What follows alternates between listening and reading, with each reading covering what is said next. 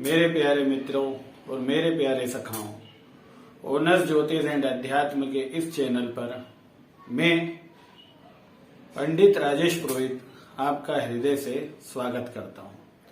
मेरे प्यारे मित्रों और मेरे प्यारे सखाओं, अभी तक आपने मुझे ज्योतिष के माध्यम से श्रवण करा है, गीता में अध्यात्म गीता के माध्यम से श्रवण करा है। आज मैं पुराण के माध्यम से आपसे कुछ चर्चा करना चाहता हूं, उस पे कुछ विशेष रूप से प्रकाश, आध्यात्मिक प्रकाश डालना चाहता हूं।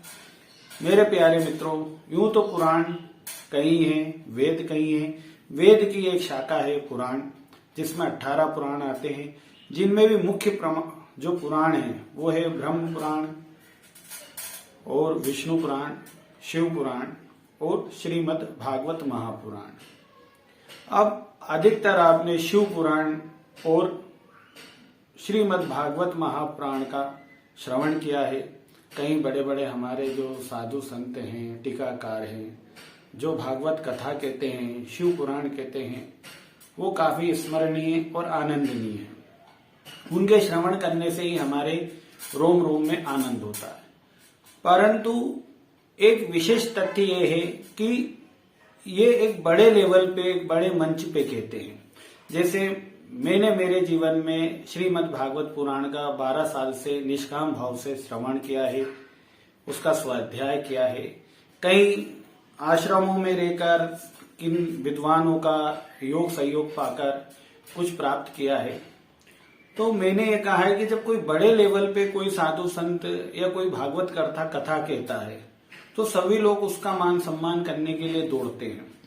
परंतु जो उसी श्रीमद् भागवत पुराण को कोई स्मरण नहीं कर रहा है, कोई इसका श्रवण कर रहा है, कोई स्वाध्याय कर रहा है, और जब वह उस पर कुछ कहना चाहता है तो आप उसको काफी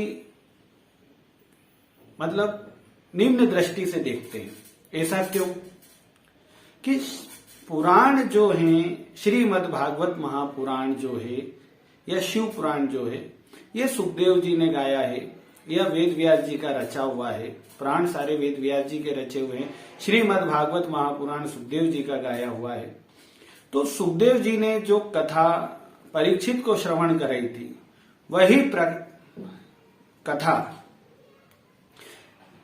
दूसरे कथाकर्ता जो बड़े लेवल पे करते हैं या किसी और लेवल पे करते हैं, वो भी वही कथा कहते हैं।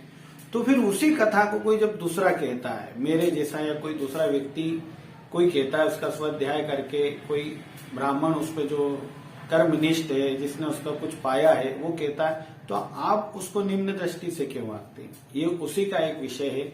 क्योंकि पुराण हमें ये सिखाता है कि पुराण यानी काफी पुराना, प्राचीन काल से भगवान गीता ने कहा है, गीता में भगवान ने कहा है कि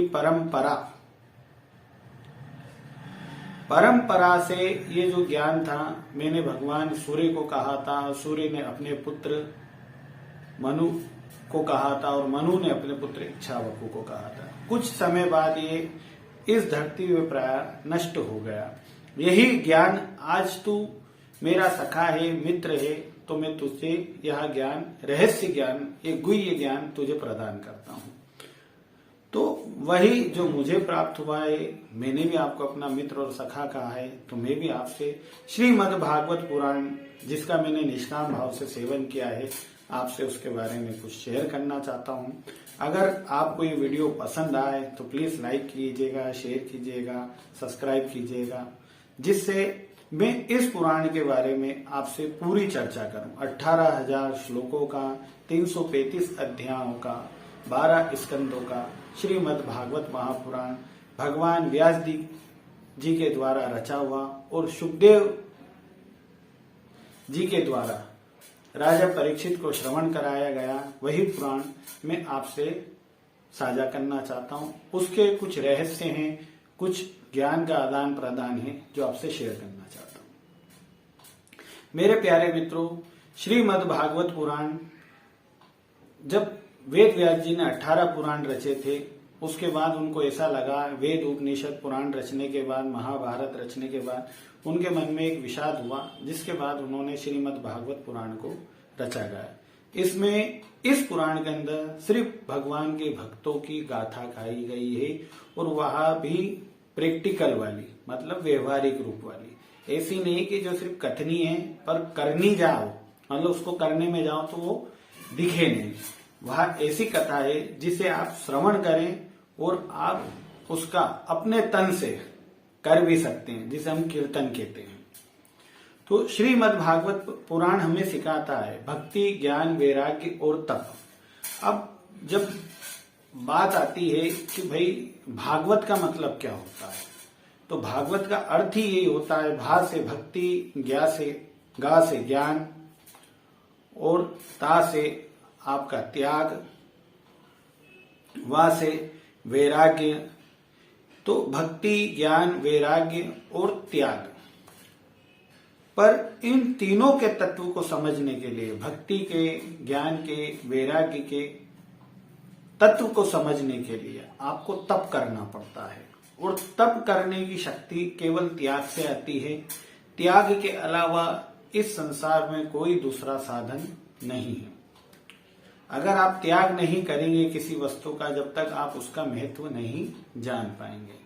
तो श्रीमद् भागवत पुराण को आपको समझना है तो आपको भक्ति, ज्ञान, वैराग्य को समझने के लिए पहले त्याग को समझना पड़ेगा, और त्याग को समझने के लिए आपको तप करना पड़ेगा। और तप का मतलब होता है कि किसी भी चीज के तत्व को पहचान लेना। भक्ति का तत्व क्या है, ज्ञान का तत्व क्या है, और वैराग्य का तत्व क्या है।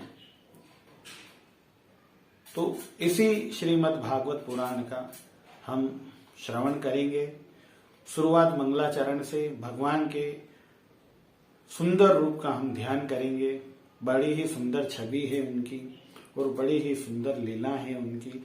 उसी का श्रवण कीर्तन करने के लिए हमें ध्यान करना चाहिए। ध्यान इसलिए करना चाहिए कि जब हम किसी चीज के लिए, कोई कार्य करने के लिए प्रेरित होते हैं, चाहे वो श्रवण हो, चाहे कीर्तन हो, चाहे स्मरण हो, चाहे चिंतन हो, चाहे मनन हो, तो हमें अपने मन को ध्यान में केंद्रित करना पड़ता है। भगवान ने भी कहा है गीता में, अनन्येनैव योगेन माम ध्यायन्त उपासते। अनन्य भाव से भगवान का स्मरण करेंगे, हम उनका ध्यान करेंगे। तो ध्यान के लिए जो उनका सबसे सुंदर श्लोक है, ध्यान का मंत्र है, वह यह है, कस्तूरी तिलकम ललाट पटले वक्षस्थले कौस्तुभम नासाग्रे वरमुक्तिकं करतले वेणुकरे कंकणम् सर्वांगे हरिचन्दनं सुललितम् कंठे च मुक्तावली गोपास्त्री परिवेष्टितो विजयते गोपाल चूड़ामणि। ध्यान करने के बाद प्रभु का हम उनकी कथा का श्रवण आनंद करेंगे। अब देखिए आप श्रीमद् भागवत पुराण के अंदर सोनक आदि 88,000 ऋषि नैमिष्य अरण्य क्षेत्र के अंदर बैठे हुए हैं, और सूत जी उनको कथा का श्रवण करा रहे हैं। सोनक आदि जो ऋषि हैं, उनमें जो सोनक ऋषि हैं वो आयु में वृद्ध हैं। 10-10 हजार वर्ष इन ऋषियों की आयु है, और जो सूत जी हैं वो आयु में काफी छोटे हैं। तो जो बड़े हैं आयु में वो श्रोता की श्रेणी में हैं, और जो छोटे हैं सूत जी वो व्यास गादी पे विराजमान है। तो इसका दो अर्थ है कि शरीर से किसी की आयु कितनी ही बड़ी क्यों ना हो जाए, परंतु उसने ज्ञान में अपने को कुछ पाया नहीं तो वो वृद्ध नहीं कहलाता है।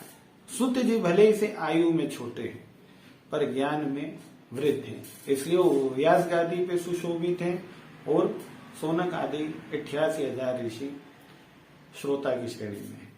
अब ऋषि का जो अर्थ होता है, ऋषि के शब्द को समझना बहुत जरूरी है, क्योंकि कई बार भ्रांति हो जाती है और आदमी अर्थ का अनर्थ निकाल रहे। ऋषि का जो अर्थ है जिसमें रा, त्रा और शा। रा का मतलब होता है जो कि अग्नि तत्व का बोधक है, रा यानी प्रकाश। त्रा का मतलब है त्रिगुणमयी माया और शा का मतलब है षष्ठ विकार। तो जो परमात्मा का प्रकाश इन तीनों प्रकार के गुणों को नष्ट करके दबाकर स्वयं को प्रकाशित कर दे, षष्ठ विकारों का नाश कर दे और स्वयं प्रकट हो जाए, वही ऋषि थे। हमारे प्राचीन ऋषियों में यही परमात्मा का प्रकाश था, जिन्होंने हमारे लिए कई प्रकार के आयुर्वेद, यजुर्वेद, सामवेद, ऋग्वेद, पुराण, इतिहास के द्वारा, शास्त्रों के द्वारा हमारी सहायता की है।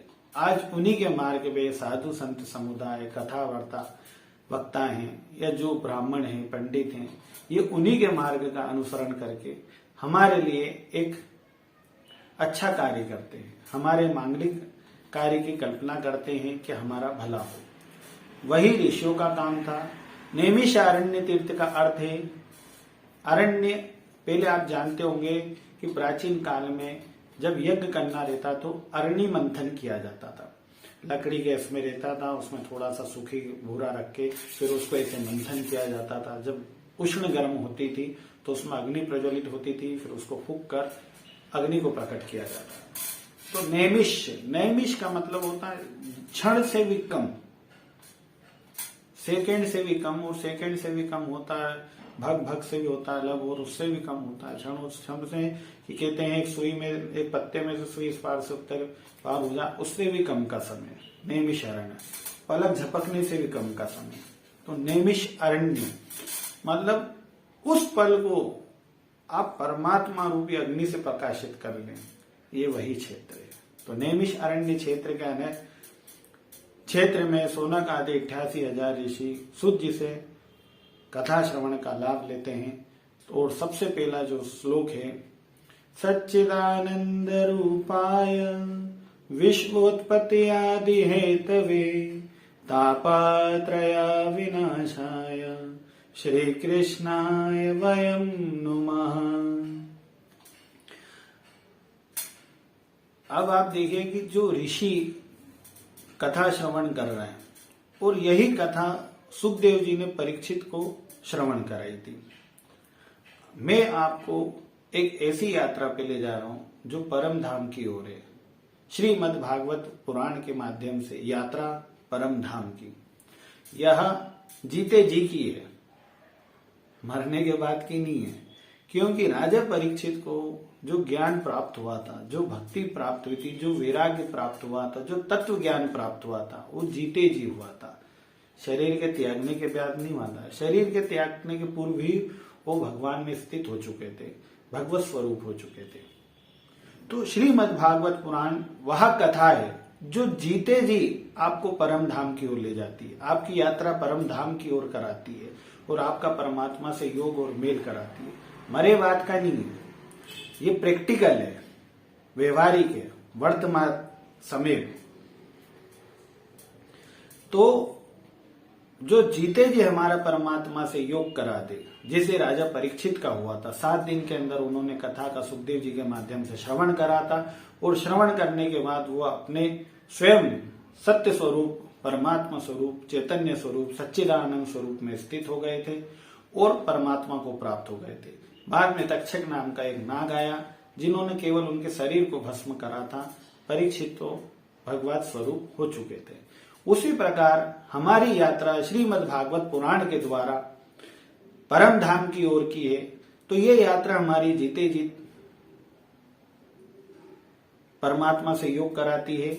मरने के बाद इसका कोई लेना देना नहीं है। ये जीते जी ही आपका ईश्वर से योग करा देगा। और स्वयं भगवान ने बोला है कि हे अर्जुन, मेरा जो भक्त है, जो मेरी शरण में आया है, जिसने एक बार कल्याण का संकल्प कर लिया है कि प्रभु मैं आप मेरा कल्याण कीजिए, मैं आपके शरण में हूं, वो चाहे किसी कारणवश उसका ये शरीर बीच में नष्ट हो जाए, पर उसके कल्याण की यात्रा कतई नहीं रुकती है। वो फिर पुनः श्रीमान योगों के यहाँ जन्म लेकर पुनः अपने अभ्यास से उस ज्ञान को प्राप्त करके उस यात्रा को पूर्ण करता है। उसी प्रकार जब हम श्रीमद् भागवत पुराण का श्रवण करेंगे तो यह यात्रा परमात्मा की परम धाम की ओर है, जो मैं आपको अपनी तरफ से ले जा रहा हूं। यात्रा परम धाम की श्रीमद् भागवत पुराण के माध्यम से। इसी श्लोक का सच्चिदानंद स्वरूपाय विश्वोत्पत्ति आदि हेतवे तापत्रय विनाशाय श्री कृष्णाय वयम नुमः, जो परमात्मा सत्य स्वरूप चित्त स्वरूप आनंद घन स्वरूप है, जिसके ध्यान स्मरण चिंतन श्रवण से कीर्तन से हमारे सभी प्रकार के तापों का नाश हो जाता है। मुख्य रूप से जो 3 ताप हैं, आदि देविक आदि भौतिक अध्यात्मिक, इन तीनों तापों का जो नाश करते हैं, ऐसे भगवान श्री कृष्ण चरणारविंद की हम शरण ग्रहण करते हैं। और इसी श्लोक का विस्तार से अर्थ है, जिसका मैं नेक्स्ट वीडियो में आपसे शेयर करूंगा। क्योंकि यदि मुझे ऐसा लगता है कि आपको ये कथा का जो मैंने कुछ प्रकाश डाला है श्रीमद् भागवत पुराण के बारे में, अगर आपको ये पसंद आता है और आपको ऐसा लगता है कि इन पंडित जी को आगे ले जाना चाहिए और इनके मुख से श्रीमद् भागवत पुराण का कथा का श्रवण करना चाहिए, तो प्लीज इस वीडियो को लाइक करें, शेयर करें, सब्सक्राइब करें, कमेंट करें, जिससे मैं प्रोत्साहित हूं, इनकरेज हूं। और जो मुझे प्राप्त हुआ है एक शाखा और एक सखा के माध्यम से। शाखा का अर्थ है कि मैं भी उस ऊर्ध्व मूल मध्य वृक्ष की शाखा हूं, उसी की एक वेद शाखा हूं। तो जो मुझे प्राप्त हुआ है, मैं चाहता हूं कि मेरे सखा हैं उन्हें भी प्राप्त हो। तो मेरे प्यारे मित्रों, मेरे प्यारे सखाओं, आप श्रवण करके आनंदित होइए। भगवान की भक्ति सदैव अनन्य भक्ति आपकी भगवान से बनी रहे। आप उनके श्रवण कीर्तन स्मरण का आनंद लेते रहें, यही मेरी प्रार्थना है। तब तक के लिए नमो नारायण।